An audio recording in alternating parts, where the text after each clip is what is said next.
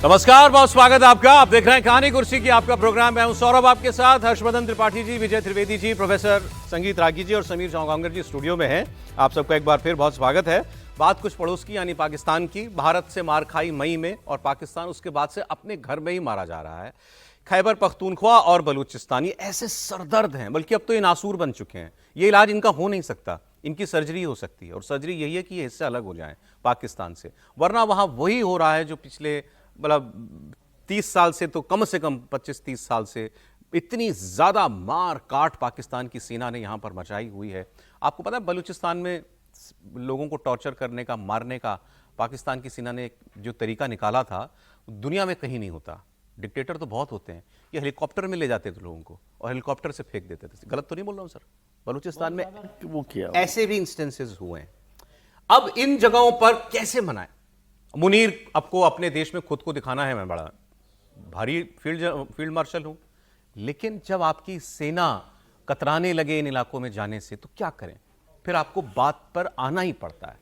खास तौर पर जो कबीले वाले इलाके हैं खैबर पख्तूनख्वा के, जहां पश्तून लोग रहते हैं और वो अपने आप को अफगानिस्तान से ज्यादा जोड़ करके देखते हैं, वही है टीटीपी, तहरीके तालिबान पाकिस्तान, जिसकी वजह से उसने इतने लोगों की हत्याएं की पाकिस्तानी फौज के कि कहना ये इनका कहना ये पाकिस्तान की आर्मी का, हमने उसकी वजह से अफगानिस्तान के ऊपर हमला कर दिया। अब मुनीर डैमेज कंट्रोल कर रहा है क्योंकि उसकी सेना नहीं रोक पा रही इनको। तो पेशावर में उसने एक जिरगा बुलवाया। ये जिरगा शब्द हमने पहली बार सुना था जब तालिबान 90s में सत्ता में आया था, तो उनका भी जिरगा होता था, पंचायत जैसा। एक शूरा भी होता है, शूरा बड़ा होता है, जिरगा छोटा होता है। तो एक जिरगा की बैठक इन्होंने बुलाई। उसमें वहां के जो मौलाना टाइप लोग होते हैं और जो बड़े बुजुर्ग होते हैं कबीले के, उनको बैठा करके उनके साथ इसने मीटिंग करी सीधी, आसिम मुनीर ने। ये कल की घटना है। वहां जाकर के उसने इनको कहा कि देखिए साहब, आप हमारे अपने लोग हो, हम आप लोगों की जान जाती है तो हमें बड़ा दर्द होता है, लेकिन अब अगर इस जमीन से आतंकवाद होगा, हमारे सेना के ऊपर हमला होगा, तो हमें तो कार्रवाई करनी पड़ेगी। फिर उसने कहा कि ये लोग जो आपके बीच में रहकर हम पर हमला करते हैं, ये दरअसल भारत के बरगलाए हुए लोग हैं। तो वहां इन्होंने दो टर्म निकाले हुए हैं। एक टीटीपी वालों को तो बोलते हैं ये क्या सर, खवारिज अल फितना, और जो बीएलए वाले हैं बलूचिस्तान वाले, उनको बोलते हैं खवारिज अल हिंद। ये मतलब भारत के, ये भारत की प्रॉक्सीज है। तो वहां पर जाकर इसने उनको मनाने की बजाय इंडिया और अफगानिस्तान के खिलाफ जाकर के ज्यादा जहर उगला और अपनी करतूतों को दूसरों के माथे डालने की कोशिश की। इस मैटर पर अफगानिस्तान ने बड़ी साफ साफ चेतावनी दे रखी है कि सीज फायर अपनी जगह पर, लेकिन हमला अगर हो गया तो फिर आपको जवाब मिलेगा। इसकी बात हम लोग जो हैं वो लगातार कर रहे थे। अब सर, कल भी हमने एक बयान आपको दिखाया था मौलाना फजलुर रहमान का, और उसने कहा था कि पाकिस्तान की एस्टैब्लिशमेंट की प्रॉब्लम यह है कि जंग भी ये करेंगे और बातचीत भी ये करेंगे, और करनी इनको दोनों ही नहीं आती। तो अब जब वो नहीं मान रहे तो उनको मनाने पहुंचे, तो वहाँ पर पहुँचना ही पड़ेगा। हम लोग कई बार ये बात कर चुके हैं कि वो जो पूरी जमात है, एक तरह से कह लेना चाहिए, पख्तून वाले, वो लड़ाकू, वो है लड़ाका लोग हैं, और वो किसी के बरगलाने से, किसी के कहने से नहीं होते। उनको अपना एक ईगो, एक सम्मान, और वो जो लड़ाई है वो उस तरह से लड़ते हैं। मुनीर साहब को शायद थोड़ा सा देर से या थोड़ा सा जल्दी से समझ में आ गया कि उनको बातचीत से कैसे मनाया जा सकता है या क्या किया जा सकता है। लेकिन अफगान के खिलाफ अगर लड़ाई लड़ने की बात करते हुए भी बात करेंगे तो भी बहुत मसला हल नहीं होगा, और हिंदुस्तान का लेना देना तो कोई ऐसा है नहीं उसमें। ये लोग अफगानिस्तान से अलग तो मानते नहीं ना। हाँ, इसलिए मैं कह रहा हूँ कि अफगानिस्तान के खिलाफ भी बात करेंगे, बात करने के लिए, तो भी कोई बहुत फ़ायदा वहाँ पर होने वाला नहीं। वो अफगान से अपने आप को अलग नहीं मानते, और वो खुद तो जानते हैं कि भारत से इस तरह से कोई जुड़ाव उनका है नहीं, सीधा सीधा से लड़ाई को लेकर कि पाकिस्तान के खिलाफ लड़ना है आपको। ये मेरे हिसाब से ठीक काम कर रहे हैं, लेकिन अब वो खुद जनरल है ना, तो जनरल की बातचीत कबीलों से ऐसे नहीं हो सकती। कोई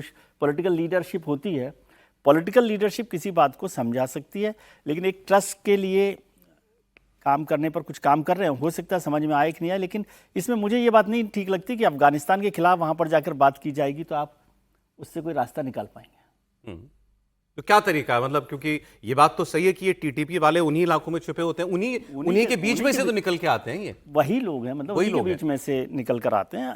फिर भी बातचीत के रास्ते से कुछ निकल कर आ पाए, वो उनको बताएं कि पाकिस्तान आपका है, और उससे पहले मुनीर साहब समझें कि वो पाकिस्तान के हैं। ये बात हमने कई बार कही है कि पाकिस्तान की सेना, पाकिस्तान की जो सत्ता है, एस्टेब्लिशमेंट जिसको आप आर्मी कहते हैं, फौज कहते हैं, वो लोग उन्हें पाकिस्तानी मानते ही नहीं है, इसलिए इस तरह का बर्ताव करते हैं। ठीक है। तो दोनों के बीच में ये फर्क है, वो भी अपने आप को पाकिस्तानी नहीं मानते, और यदि आप उनके साथ खड़े होकर अपने आप को बनाना चाहते हैं तो कम से कम खुद तो समझे। ये जो सारा हिस्सा है पाकिस्तान का, खैबर पख्तूनख्वा का, जहाँ ये कबीले रहते हैं और इससे लगी हुई अफगानिस्तान की कुछ इलाका, तो ये दुनिया के सबसे खतरनाक हिस्सों में शुमार किया जाता है। सबसे खतरनाक कोई वजह होगी ना कि जब ओसामा बिन लादेन को भी छुपना था तो वो यहीं आया, आईसिस भी यहीं है, अलकायदा भी यहीं है, तहरीके तालिबान भी यहीं है और तालिबान भी यहीं है। तो आखिर ऐसा क्या है उस मिट्टी के अंदर, ये हमको समझना पड़ेगा। जैसे अफगानिस्तान, पाकिस्तान जैसे कहता है कि टीटीपी वाले अफगानिस्तान में छुपकर आते हैं, छुपकर रहते हैं और हमारे यहां हमला करते हैं। अफगानिस्तान कहता है कि पाकिस्तान ने आईसिस वालों को पाला हुआ है, इस्लामिक स्टेट वालों को। इस्लामिक स्टेट एक दुनिया में वाकई में एक देश बन गया था, सीरिया वगैरह के, सीरिया और इराक के हिस्से बना करके उसके कब्जे में एक देश के पास जितनी जमीन होती है उतनी जमीन उसके पास आ गई थी। अब उसको खत्म कर दिया अमेरिका ने, लेकिन कई जगहों पर उसने अभी भी अपने अड्डे और सेल बना रखे हैं। और जी, यहां भी उसमें उसका एक जो है हिस्सा काम करता है, इसको कहते हैं आईसिस खुरासान। अभी जो लड़के की तस्वीर स्क्रीन पर चल रही है, इस लड़के को पकड़ा है अफगानिस्तान ने और उसने कहा यह सबूत है कि पाकिस्तान तुम आईसिस को पालते हो। अब आप कहेंगे तालिबान को आईसिस से क्या प्रॉब्लम है? प्रॉब्लम है, उसका झगड़ा आईसिस के साथ है, क्योंकि दोनों को मजहब के नाम पे राज करना है। तो वो तो कहते हैं कि वो हमारी चलेगी, उनकी लड़ाई है। इसका नाम है सईदुल्लाह। इसने, अफगानिस्तान ने वीडियो जारी करके बताया कि यह आदमी कबूल कर रहा है कि मैं पाकिस्तान के क्वेटा इलाके में ट्रेनिंग ली मैंने, और मुझे ट्रेनिंग पाकिस्तान की आर्मी ने दिलवाई, मुझे जिहाद सिखाया गया, मुझे हथियार चलाना सिखाया गया, और फिर उसे तोरखम बॉर्डर क्रॉसिंग से एक फर्जी पहचान पत्र देकर उसे अफगानिस्तान में भेजने की कोशिश हो रही थी, तब उसको अफगानिस्तान ने पकड़ लिया। इससे पहले पेशावर में ही आईसिस का एक टॉप कमांडर, उसकी हत्या की गई थी, और हत्या पाकिस्तान की सेना ने नहीं की थी, उसकी बस हत्या हो गई, किसने की मालूम नहीं। तब भी अफगानिस्तान ने कहा था कि अगर ये इतना बड़ा कमांडर आईसिस का, इसका नाम पहलवान मूसा था, अगर ये पाकिस्तान में मारा जा रहा है तो सबूत है ना कि ये आईसिस को पालता है। तो वही दोगला चरित्र जो वो हमेशा पाकिस्तान ने अपनाया, प्रॉक्सीज को इस्तेमाल करो अपने पड़ोसियों के खिलाफ, अलकायदा जैसे टेररिस्ट के सरगना ओसामा बिन लादेन को पालो और उसी को मारने के नाम पर पाकिस्तान, अमेरिका से पैसे भी लेते रहो, वही काम अभी तक कर रहा है पाकिस्तान। अगर मैं समझना ये चाह रहा था सर आज आप लोगों से, व्यूअर्स के लिए, क्योंकि बहुत से लोगों को शायद नहीं मालूम होगा, तालिबान की आइडियोलॉजी, आईसिस की आइडियोलॉजी, या जो पाकिस्तान अपने यहाँ पालता है जैश ए मोहम्मद, लश्कर तैयबा, जिनको वो हमारी तरफ इस्तेमाल करता है, इनकी आइडियोलॉजी, इसमें फ़र्क क्या है? ये मतलब हैं तो सारे एक्सट्रीमिस्ट जिहादी ग्रुप, फर्क है ना, ग्रेड का फर्क है, ग्रेड का फर्क है। मतलब मजहबी तो सभी है, सब मजहबी लड़ाई लड़ रहे हैं, मजहब के नाम पे लड़ाई लड़ रहे हैं। एक तो क्या है, सबके इलाके भी अलग अलग हैं, जैसे लश्कर तैयबा और ये जो है जैश, वो दोनों पाकिस्तान में काम करते हैं और हिंदुस्तान के खिलाफ मोटे तौर पर काम करता है। जो अलकायदा है वो अमेरिका के खिलाफ पूरी की पूरी लड़ाई लड़ रहा है। आईसिस जो है वो दुनिया भर में अलग अलग तरीके से बहुत कट्टर, आईसिस और अलकायदा, ये दोनों सबसे बड़े कट्टर ऑर्गेनाइजेशन माने जाने चाहिए तालिबान। अच्छा, तालिबान जो है वो अपने इलाके में लड़ाई लड़ता है, उसका ज्यादा वो नहीं है, एक्सपेंशनिस्ट वो नहीं है, जैसे आईसिस था कि मुझे आईसिस का बहुत बड़ा सबसे खतरनाक आईसिस है। और लश्कर तैयबा और जैश दोनों हिंदुस्तान के खिलाफ लड़ाई लड़ते हैं, बाकी चारों मजहब के नाम पर लड़ाई लड़ रहे हैं। अच्छा, ये बात इसलिए हम कर रहे हैं कि ये चारों पांचों जितने अतिवादी संगठन है, ये सब पाकिस्तान में है। पाकिस्तान में सबके सब पाकिस्तान में है। और आज जो तालिबान पाकिस्तान को बुरी तरह से पीट रहा है, वो तालिबान कहां से पैदा हुआ? दारुल उलूम हक्कानिया, ये पाकिस्तान का मदरसा है। इसी ने 1996 में काबुल पर कब्जा कर लिया था और उसको नाम दे दिया था इस्लामी अमीरात।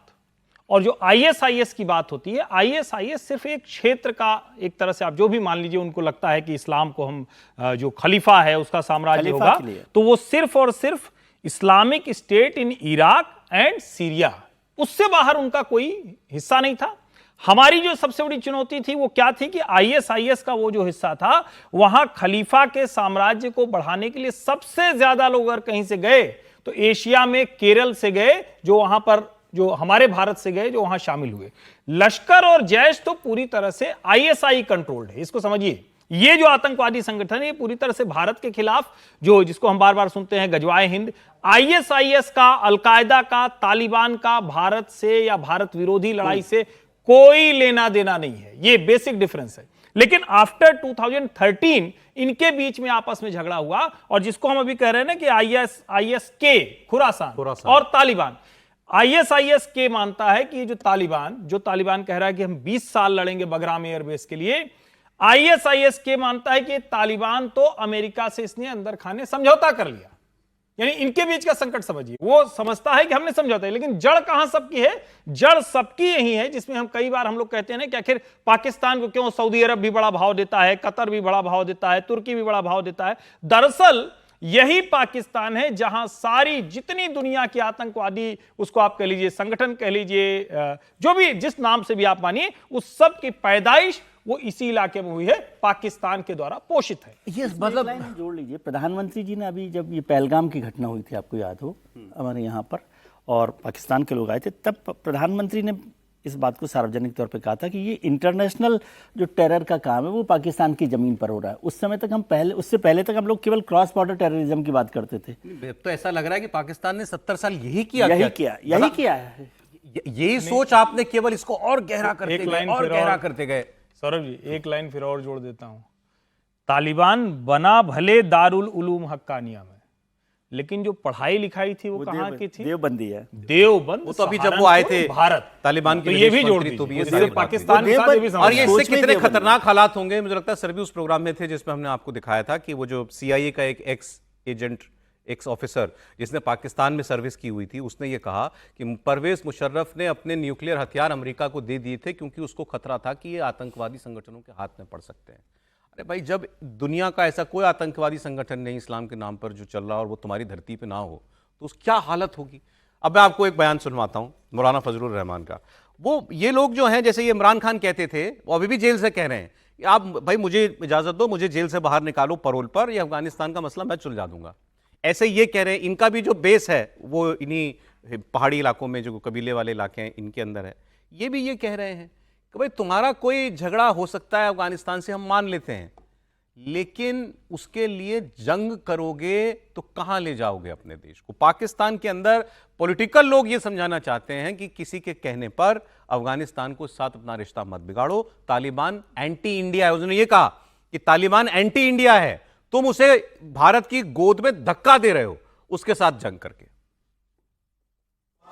कि जहां हम अपनी आज़ादी और खुद मुख्तारी को किसी कीमत पर कंप्रोमाइज़ नहीं कर रहे, हमें अफ़गानिस्तान की खुद मुख्तारी और आज़ादी को भी कंप्रोमाइज़ नहीं करना चाहिए, और नई ख्वाहिश रखनी चाहिए कि हम अपनी बालादस्ती उन पर कायम रखें। एक बराबरी की बुनियाद पर बिरादर इस्लामी ममालिक बेहतर ताल्लुकात की बुनियाद रखें। हम अगर शिकायत करते हैं कि वज़ीर ख़ारिजा जो है अफ़गानिस्तान का इंडिया क्यों गया, तो उसको तो पाकिस्तान आना था, पाकिस्तान आने का शेड्यूल आ चुका था, क्यों मनसूख हुआ? वहाँ के वज़ीर दाखिला का पाकिस्तान आने का शेड्यूल आ चुका था, फिर क्यों मनसूख हुआ? अगर वज़ीर दाखिला अफ़गानिस्तान, वज़ीर ख़ारिजा अफ़गानिस्तान दोनों पाकिस्तान आ रहे हैं और थोड़े थोड़े फासले के साथ आ रहे हैं, पूरे शेड्यूल तय हो चुका है, जब आप उनके दौरे कैंसिल करेंगे और मनसूख करेंगे तो उन्हीं तो मुल्क है, कहीं तो जाना होगा, किसी से बात तो करनी होगी। अब जो उन्होंने बात की, बात करने लायक है। हमारे यहाँ बहुत लोगों को हैरानी हुई थी ना जब तालिबान के विदेश मंत्री यहाँ आए, भाई तालिबान के साथ भारत का क्या लेना देना, क्या मेल, और वो आदमी हमारे यहाँ क्यों आ रहा है।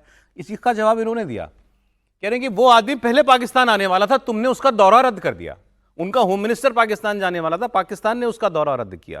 तो उसने कहा कि भाई दुनिया में बात तो करनी होती है, तो उन्होंने इंडिया से बातचीत शुरू कर दी। और वो एंटी इंडिया रवि विजय जी ने अच्छी बात याद दिलाई, कांधार हाईजैकिंग इंडियन एयरलाइंस के प्लेन की हुई थी, तो उसको पाकिस्तानियों ने हाईजैक किया, लेके कहां गए? अफगानिस्तान, कांधार। हमारा कोई एक फोन कॉल का रिश्ता भी नहीं था तालिबान के साथ, बहुत मुश्किल हुआ था उस वक्त कितनी दिक्कत हुई थी। आज वो तालिबान जो है हमारा सगा हो गया। तो सर ये केवल दुश्मन का दुश्मन दोस्त वाली थ्योरी है या कुछ और है, इससे ज्यादा कुछ और है? जो मौलाना साहब कह रहे थे उसी तरीके से कि अगर अमेरिका भारत को ज़्यादा परेशान करेगा तो भारत फिर चाइना से और बाकी देशों से भी बात करेगा ना कि भाई अब आप बिल्कुल ही रास्ता तोड़ रहे हो, तो फिर हमें दूसरे रास्ते देखने पड़ेंगे। और उसी स्थिति में अफगानिस्तान ने रास्ता अख्तियार किया था कि उन्होंने भारत की यात्रा की। देखिए, अब भारत के अस्तित्व से और भारत से नफरत के चक्कर में पाकिस्तान ने अपने आप को आतंकवाद के इतने दलदल में डुबो लिया है कि अब उसके लिए निकलना लगभग नामुमकिन हो गया है। सारा पैसा जो उसे अमेरिका से मिलता था, दूसरे देशों से मिलता था, गरीबी मिटाने के नाम पर, डेवलपमेंट के नाम पर, वो सारा पैसा पाकिस्तान के प्रधानमंत्री ने और सेना अध्यक्षों ने पूरा आतंकवाद को पोषित करने में, आतंकवाद को हथियार देने में, आतंकवादियों को तैयार कर भारत की सरजमी में भेजने के लिए, आतंकवादी गतिविधियों को बढ़ा देने के लिए उस पैसों में उन्होंने खर्चा किया। और सालों की मेहनत के बाद पाकिस्तान आज इस स्थान पर पहुंच गया है कि अब वो बातचीत कर रहा है, लेकिन अविश्वास इतना गहरा हो चुका है। वो तमाम तरह के आतंकवादी संगठनों से बात करे, सबको पाकिस्तान की सेना ने और पाकिस्तान के जो वहां के हुक्मरान हैं उन लोगों ने पोषित करके इस भारत के खिलाफ तैयार किया था। लेकिन अब वही पाकिस्तान के लिए भी एक सरदर्द बन रहे हैं।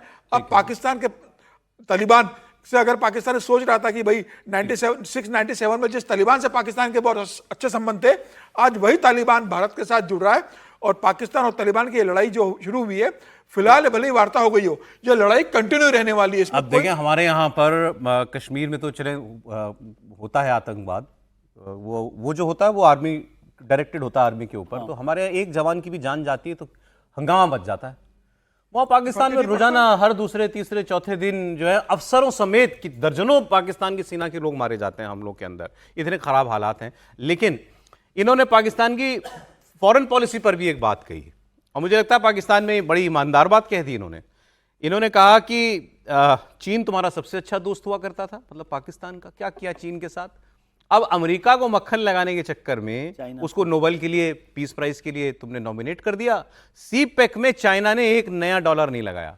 तो चाइना पाकिस्तान इकोनॉमिक कॉरिडोर है, कई सालों से उसमें एक नया डॉलर नहीं लगाया चाइना ने। क्या वजह है, ये खुद बता रहे हैं। सीपेक के हवाले से चीन का भी हम एतमाद खो बैठे हों। हमने 75 साल चीन के साथ दोस्ती रखी, गहरी दोस्ती, बुलंद दोस्ती, मजबूत दोस्ती। आज हम अमेरिका और मगरब के दबाव में सीपेक को आगे नहीं बढ़ा सके। हमारी शिकायत तो इमरान खान से थी कि उन्होंने इस मंसूबे को क्यों तर्क किया, लेकिन अब इनके भी 1.5 साल हो गए, कोई पेशरफ्त उस हवाले से आगे नहीं हो रही। सर, मैं ये तो कह रहे हैं सीपेक डेड है, मतलब सच बात है ये? बिल्कुल। लेकिन देखिए, हैरानी की बात देखिए कि इमरान खान को अपदस्थ करने में बहुत महत्वपूर्ण भूमिका इन्होंने निभाई थी। इस आदमी ने, पूरी एक जिसे कहते हैं कि इस्लामाबाद को कब्जा करने के लिए लाखों के हुजूम में इन्होंने रैलियां निकाल करके इस्लामाबाद को कब्जा करने के लिए रैलियां निकाली थी।